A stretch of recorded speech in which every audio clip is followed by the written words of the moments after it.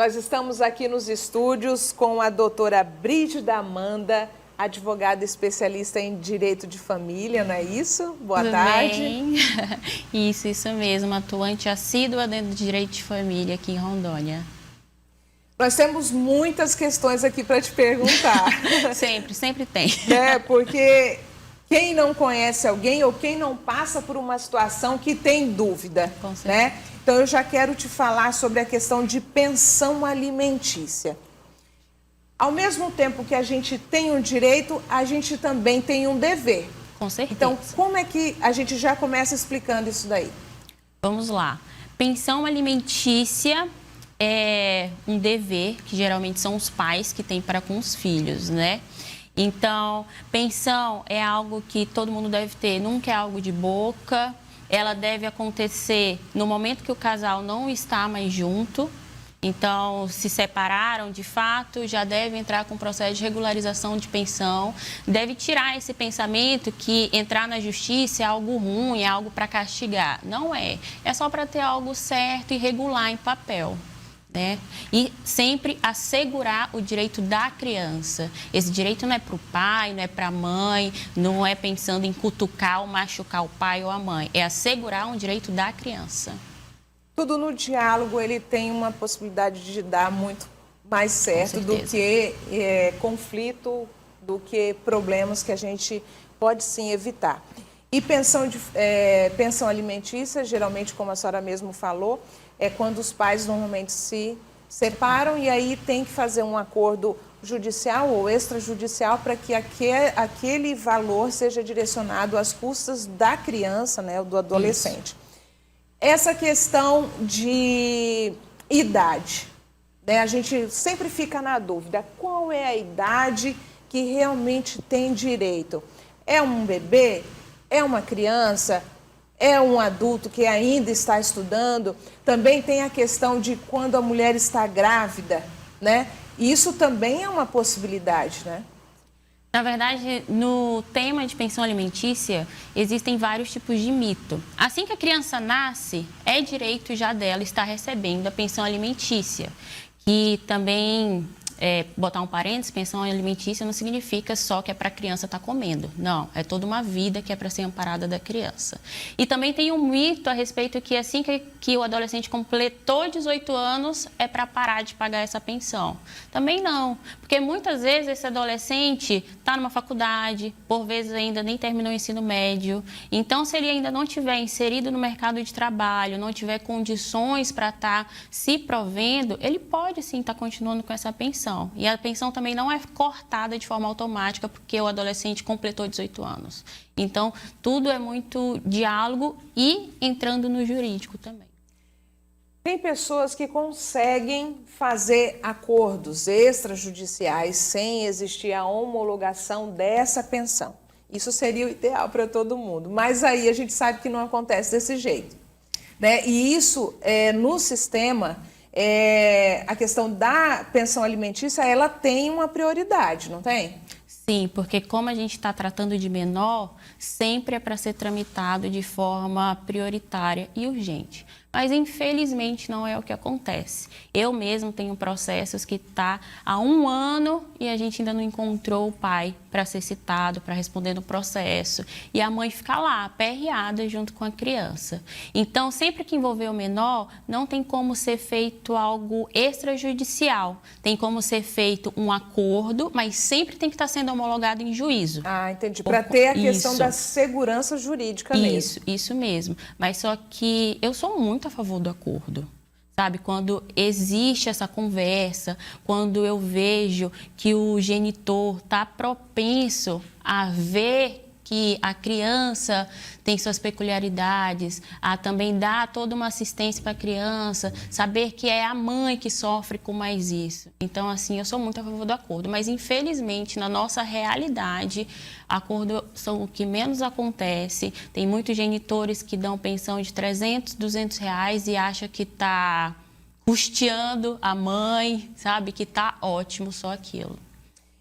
Nós temos uma pergunta aí. Coloca aí pra gente na tela de um telespectador que acabou de mandar, doutora. Eu queria saber se, por lei, quanto é o valor da pensão e com quantos anos a criança pode ir para a casa do pai. Na nossa lei não existe um valor determinado de pensão. Nem percentual. Nem percentual. Eu vejo muito, mas só que eu quero 30%, já tem 30%, é o máximo. Não, não existe isso. Na nossa lei, o que existe é, tanto o pai quanto a mãe devem prover um sustento para o filho. E como é que é esse sustento? A realidade do filho tem que ser a mesma realidade do pai e da mãe. Então, se o pai está passeando de jatinho, de lancha, se está curtindo em barca, a criança também deve ter essas garantias. Não no sentido de barco ou jatinho, sim, mas ele deve ter essa regalia. Uma proporcionalidade. Isso, a proporcionalidade. E também, muito legal você ter falado essa palavra, porque é proporcional no sentido de se a criança recebe, se a mãe está recebendo R$1.000 e o pai R$10.000, não é proporcional um gasto da criança de R$100 ser 50-50. Não é assim que funciona na matemática. Não é assim que funciona nem na lógica. Até porque o direito não é uma ciência exata. Não, tá longe de ser. Aí outra pergunta que ele fez aí junto com essa... Com quantos anos a criança pode ir para a casa do pai? Já entra na questão da guarda, né? Isso, da convivência, no caso. Eu gosto de usar a palavra convivência ao invés de visita. Porque visita, a gente visita o amigo, a gente visita o vizinho, a gente visita o colega. Mas o pai não visita, o pai convive. Tem que ter essa convivência. Então, é muito relativo com quantos anos. Por exemplo, tem criança que com 1 aninho já vai para o pai. Tem criança que com 3 meses o pai já pega. Por quê? Sempre teve essa familiaridade. Mas só que aí também tem situações que a criança amamenta, que não tem costume. Então, o pai tem que ter a sensibilidade de olhar para a criança e pensar, poxa, uma criança a minha filha está amamentando. Eu vou querer tirar ela com 2 anos, que ela ainda amamenta, de perto da mãe o final de semana inteiro? Então, assim, gera uma outra situação para o bem-estar da criança. Sempre é o bem-estar da criança e cada caso é um caso. Então, assim, é muito cuidado, porque por vezes, infelizmente, o casal se separa e não está num clima muito harmonioso, né? Então, às vezes, tentam usar a criança para causar uma briga e um transtorno ainda maior. Mas principalmente quando tem uma terceira pessoa, Isso. Às vezes existe uma separação, aí entra uma terceira pessoa e começam os conflitos, ciúmes, enfim. Tem também a situação de que você estava falando aqui, me corrija, por favor, se eu estiver errada, da questão da idade, que é muito subjetiva, porque vai depender, sim, de todo o histórico familiar, né? Se, por exemplo, uma criança já está habituada a receber a visita do pai, no caso, a convivência do pai, outras que, por exemplo, não conhecem o pai, não conviveram com o pai, e aí, de supetão, vai começar a conviver, passar um final de semana também, isso tem que ser gradativo. Eu acho que cada caso é um caso, né, doutora? Justamente, tem que entender que cada caso é um caso, cada família é uma família. Claro, o genitor tem direito de estar pegando a criança, tem direito de estar ficando com o filho, sim. Mas só que está valendo para o genitor ver o filho chorar o final de semana inteiro porque sente falta do peito da mãe, né? Porque está mamando, ou então porque não tem convivência, ou então porque o pai nunca viu a criança e com 10 anos quer ir lá passear. Isso. Enfim. Então, assim, cada caso é um caso. Não tem nada na lei específico a respeito disso, dizendo, a porcentagem é X, o valor mínimo é X e a criança vai a partir... Não existe. Vai depender da proporcionalidade, das necessidades também e das possibilidades que os pais podem dar, cada um dentro do seu parâmetro de vida mesmo, né, doutora? Eu tenho muito receio, às vezes, de comentar a respeito, justamente porque as pessoas acham que o que eu vou falar é o que está na lei e é o padrão, mas não é.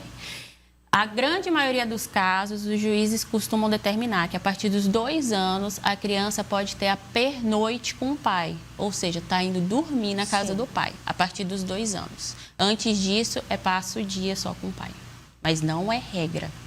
Ah, entendi. Não é algo... tem que ser assim e pronto, né? Não. Tem outra pergunta aí? Vamos lá, pode colocar aí. Início de ano, o pai deve dividir o material escolar com a mãe? Já era justamente a minha pergunta, essa questão do período de férias aí. existem os gastos extras, os imprevistos, né? Por exemplo, a mãe, vamos supor, ficou homologado de que ela receba R$500, né? Todo mês, tá ok. Mas existem os imprevistos, os gastos extras, principalmente nessa época agora de início de ano. Esses custos extras, eles precisam ser homologados? Qual é a forma mais rápida de resolver esses conflitos? Tá. Eu costumo dizer que sempre quando você tem algum problema, você deve ir a um especialista disso. Porque por várias vezes eu recebo casos de essas mães que já adentraram no judiciário, entraram por meio da Defensoria Pública ou então algum acordo, e aí vem com uma sentença muito genérica, que está lá nessa sentença, ó, o pai vai pagar R$500 de pensão, ponto. E não é assim que deve funcionar um processo ou uma sentença. Nos casos, nos processos que eu costumo pegar, eu costumo determinar que na sentença deve ter, sim, o valor estipulado mensal, que é em cima sempre do valor do salário mínimo, vamos supor 40% em cima do salário mínimo, mais eventuais despesas. Essas despesas entram onde? No material escolar. Então, assim, pai e mãe, se na sentença já está lá estipulado que o pai deve estar arcando um percentual dessas despesas extras, ele deve cumprir o que está no papel. Agora, se não está escrito na sentença, se não há essa decisão, e se o pai não for maleável nesse quesito, você deve estar entrando novamente para pedir a revisão e estar colocando todas essas situações que acontecem de possibilidades, forma né? Bem pontuais. Por exemplo, a criança pode ficar doente, gasto de farmácia, sim, festinha de aniversário, férias, viagens. Isso, tudo tem que estar colocado. Até a questão do transporte. Tudo. Porque tudo são gastos eventuais. Às vezes uma mãe vem até mim e pergunta, mas doutora, como é que eu faço? Como é que eu tenho uma noção do que eu gasto ou não com a criança? Porque eu peço uma planilha de gasto dela, né? Sim. E aí eu peço, eu quero que você coloque tudo que você gasta com a criança. Desde a assinatura da Netflix, a assinatura da Disney+. Por quê? A criança precisa, ela usa isso. Isso é a vida dela. É o gasto dela. Então, isso deve ser, sim, rateado entre você e o pai dela. Ah, mas é sério. Tudo entra. Eu já ouvi casos também, doutora Brígida, da seguinte situação. De que você tem lá um acordo, né, com o pai e a mãe, tem um valor X estipulado, e aí quando realmente entra nessas situações de ter um gasto extra, de ter um imprevisto, de ter alguma coisa, é sempre um conflito muito grande. Então, essas coisas elas precisam estar, sim, bem pontuadas nesse acordo, né? E também a questão do 13º. A gente fica pensando, tá, pai que trabalha, a mãe que trabalha, tem um 13º. A criança tem direito a essa pensão alimentícia desse 13º? Tem. Tudo que o pai for receber de bonificação, de remuneração, a criança pode estar recebendo em cima disso. Como eu falei no início da nossa conversa, né? É proporcional ao que o pai tem. Já veio casos até mim no sentido de, olha, eu te dei X a mais nesse mês, então nesse mês eu posso estar descontando. Isso não existe. Se lá no contra-cheque do papai apareceu um percentual a mais para ele estar recebendo, então é em cima desse percentual a mais que ele vai estar pagando. E não existe descontar depois, ou então, abona para mim o que eu coloquei já a mais. Não existe isso. A gente está falando do filho de ambos, não é só de um, né? Então, eu sinto, atuando muito nessa causa, muita responsabilidade sendo sobrecarregada apenas para a parte materna. Fica muito em cima disso. Uma outra coisa que eu estava anotando aqui para lembrar. Quando uma mãe, no caso, ela vai entrar com uma ação de pedido de pensão alimentícia, ela precisa justamente fazer uma listagem de tudo que ela gasta, investe com o filho ou a filha. Mas existe também, eu já ouvi do advogado ou de outras partes falarem assim, Tá, mas você precisa comprovar que ele tem como pagar o que você precisa. Então, como é que uma mãe vai comprovar o que o outro recebe se ela não tem acesso a isso? Então, essa situação, ela é assim, muito melindrosa, doutora, extremamente melindrosa, porque você traz os gastos do teu filho, mas como que você vai comprovar que o outro não, tem condições de pagar, se às vezes ele não tem nada no nome dele, se ele é autônomo, enfim, como é que justifica, como é que comprova isso? É muito triste porque, assim, eu sou advogada, mas por vezes eu sei que a lei não faz justiça. E nem que o judiciário está aqui para amparar, no caso específico, as mães e os filhos. Mas tem aquele ditado que eu escuto desde a época da minha avó, que é: mantenha os amigos perto e os inimigos mais perto ainda. Hoje em dia nós temos várias redes sociais. Então, assim, tira print, pode não ter nada no nome do genitor, mas a gente entrando com um processo, o juiz também consegue determinar que, para ver as contas dele, né, como é que está a transação de conta bancária, por mais que ele não tenha um contra-cheque, um trabalho formal, algo do tipo. E o advogado vai ser o seu tudo. Tudo no sentido de ele vai atrás das coisas para você, ele vai espionar as coisas assim para você, vai futricar, porque, infelizmente, se o pai não quer ajudar o próprio filho, né? Então, você tem que usar das artimanhas, sim, das armas que você tem, né? Sim, de uma forma, claro, justa, legal, mas sempre ter ciência que é a criança ali que está precisando de algo, é a criança que está desamparada no momento.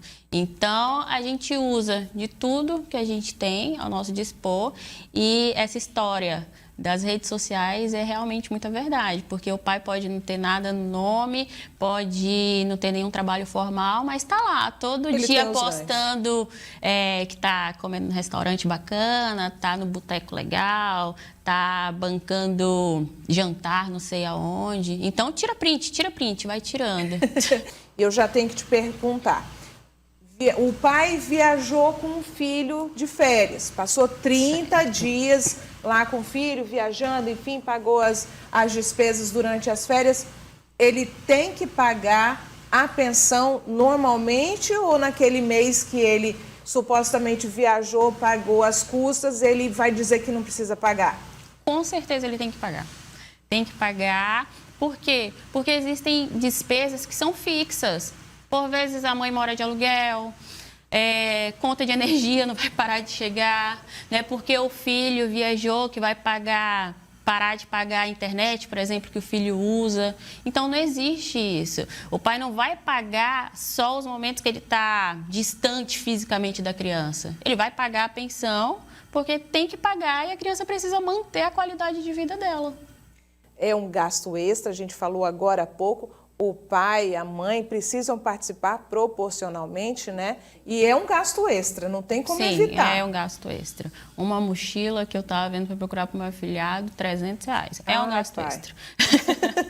Ou se é extra. É bastante. Inclusive fora do orçamento, às vezes, muitas vezes. Fora do orçamento. E é isso, a gente tem que dar o jeito, porque a criança não pode parar, né? É verdade. Sobre guarda compartilhada. O pai e a mãe têm a guarda compartilhada, existem vários mitos. Eu vou passar 15 dias comigo, 15 dias com ele, mas enfim, não é esse o motivo da pergunta. Quando se tem a guarda compartilhada, o pai precisa realmente pagar a pensão alimentícia normalmente, mesmo que ele passe aquele período de tempo razoável com o filho ou com a filha? Eu vou até olhar para a câmera, porque essa pergunta é algo sério e muitas vezes é confundida. Guarda, na verdade, significa responsabilidade. O que é a guarda compartilhada? É o compartilhamento dessa responsabilidade. Significa que as decisões médicas, por exemplo, nós vamos tomar juntos, que as decisões de escola nós vamos tomar juntos. De forma alguma, porque a guarda é compartilhada, que é obrigatório a criança estar 15 dias com um, 15 dias com outro, passar 6 meses com um, 6 meses com outro. Lembra, nós estamos falando de um ser humano, não é de um boneco. Criança, gente, precisa de rotina, existe uma vida.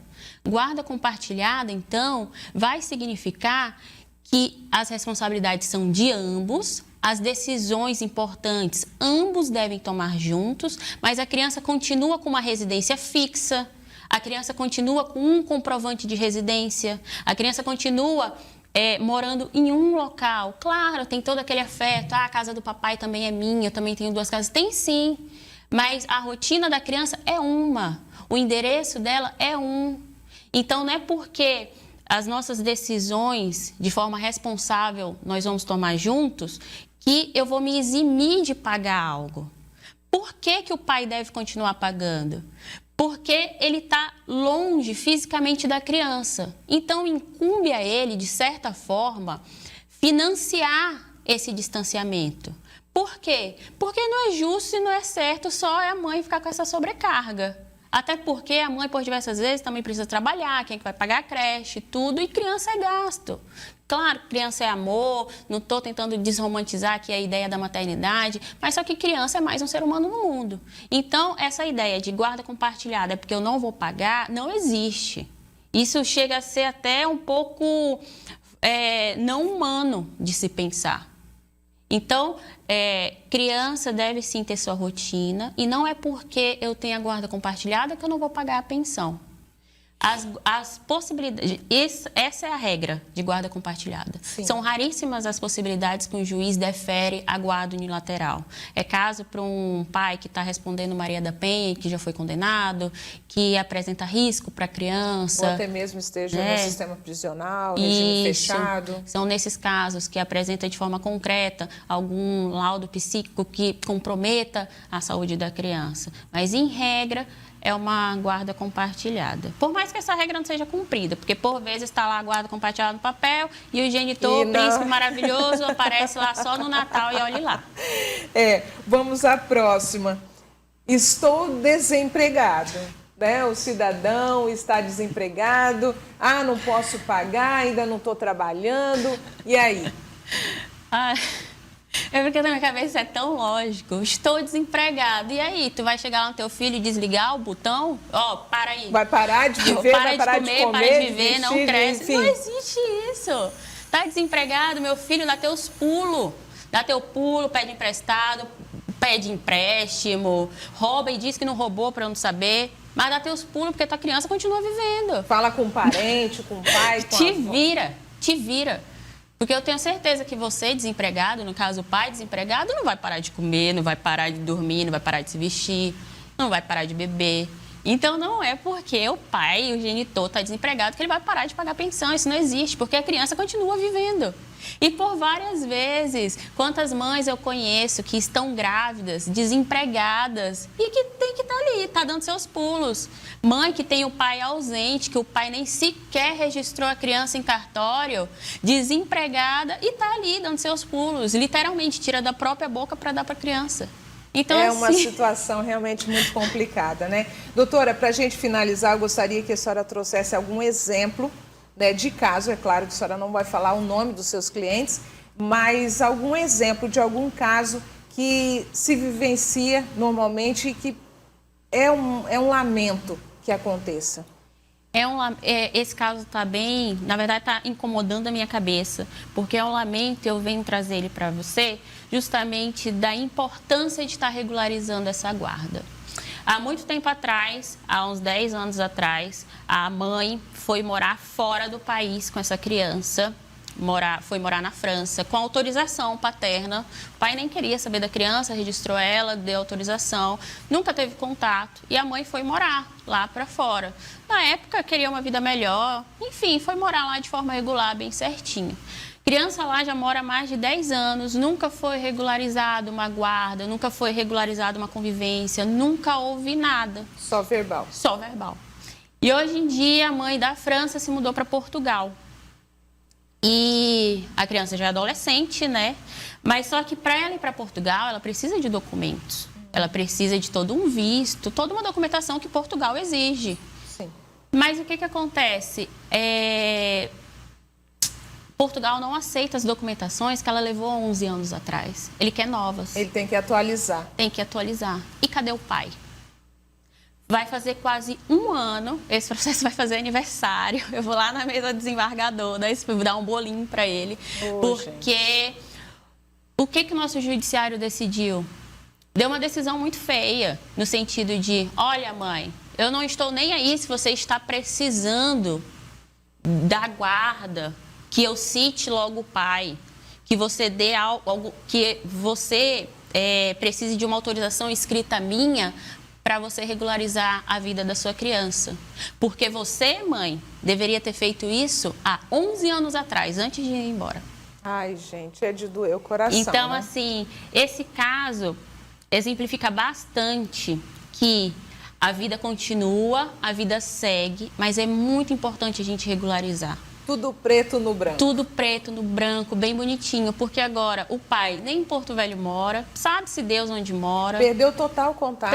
Ele sabe que existe um processo, ele sabe que a filha dele está lá precisando, com risco de ser deportada, sabe Deus para onde. Oh, meu Deus. Então, assim, é muito delicado. São vários casos desse tipo, né? A gente sempre vê aí na mídia um caso ou outro relacionado a esse tipo de situação. E é um lamento, né, doutora? É um lamento. E eu quero já te agradecer imensamente a sua visita aqui na TV Meridional Band. Temos muitas questões, mas a gente não consegue responder todas. Quem sabe uma próxima oportunidade a senhora possa voltar aqui. Claro, aceito convites. E se tiver alguma coisa para acrescentar para finalizar a sua participação de hoje, seja à vontade. Muito obrigada. Agradecer o convite, né? É muito prazeroso e ao mesmo tempo muito importante a gente estar falando a respeito desse tema. Deixo aqui disponível o meu e-mail, que é brigida.amanda.ro@gmail.com, e minha rede social também, que é o Instagram, @brigida.amanda, para caso alguma dúvida. E agradeço novamente. Uma ótima tarde. Pensão alimentícia, saber direito.